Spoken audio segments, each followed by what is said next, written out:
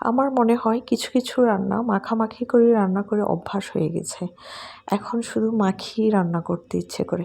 আবার সব ধরনের রান্না না, কিছু কিছু রান্না যেমন ছোট মাছ, মাংস এগুলোকে আগের মতো না কষিয়ে এখন শুধু মনে হয় যে মাখিয়ে বসিয়ে দেই। আর আগে মনে হতো যে রান্না আবার কষানো ছাড়া কীভাবে রান্না করে, পছন্দ হতো না। মনে হতো যে কোনো মজা হবে না, গন্ধ হবে, এরকম একটা ছিল, ভাব ছিল। বাট হঠাৎ করে যখন এই মাখিয়ে রান্নাটা শিখে ফেলেছি, এখন আমার কাছে যেমন ছোট মাছ, তারপর হচ্ছে মাংস, এগুলোকে মাখিয়ে রান্না করতেই বেশি ভালো লাগে। আর যেহেতু আমি একাই থাকি, ওই পারপাসে আমার আসলে কষিয়ে রান্না করা, সময় নষ্ট করা, ওইরকম ধৈর্য আসলে থাকে না। যার কারণে হচ্ছে চটপটের ভিতরে হচ্ছে যেটা খুব দ্রুত সময়ে রান্না করে খাওয়া যায়, ওইরকম একটা তাড়া মনের ভিতরে কাজ করে। যার কারণে ওইভাবে অলসতার কারণে, মোট কথা অলসতার কারণে এখন আমার মাখামাখি করে রান্না করাটাই হচ্ছে ভালো লাগে।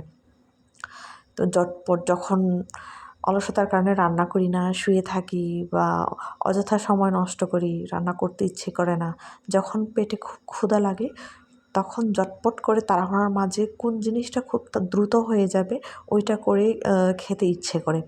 তো সেই অলসতা থেকেই আমার মাখিয়ে রান্না করা শেখা।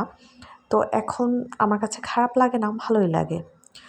এখন আমি মাঝে মাঝেই এরকম করি যে যেকোনো রান্না মাখিয়ে একবারে বসিয়ে দেই। আবার কিছু কিছু মাছ আছে যেগুলো আসলে ভাজি করে রান্না ছাড়া, কষিয়ে রান্না ছাড়া ভালো লাগে না আসলে সত্যি। কিন্তু ছোট মাছটা আমার কাছে মাখিয়ে এভাবে বসিয়ে দিলে খুব ভালো লাগে। আর এখানে যদি হচ্ছে সয়াবিন তেলের জায়গায় যদি আমি সরিষা তেল দিতাম তাহলে আরও অনেক মজা হতো। এখানে আপনারা দেখতে পাচ্ছেন আমি ছোট মাছ দিয়ে বেগুন সুন্দর করে মাখিয়ে একদম বসিয়ে দিব। এইভাবে যারা এখনও রান্না করে খাননি, রান্না করে খেয়ে ট্রাই করে দেখবেন, সত্যি অনেক মজা। আর আমি তো এখন প্রায় সময়ই এইভাবে বসিয়ে দিই। আর এটা আমার কাছে এখন অভ্যাস হয়ে গেছে। এখন মনে হয় যে কষিয়ে রান্না করার চাইতে ছোটো মাছ এভাবে মাখিয়ে বসিয়ে দিলেই ভালো।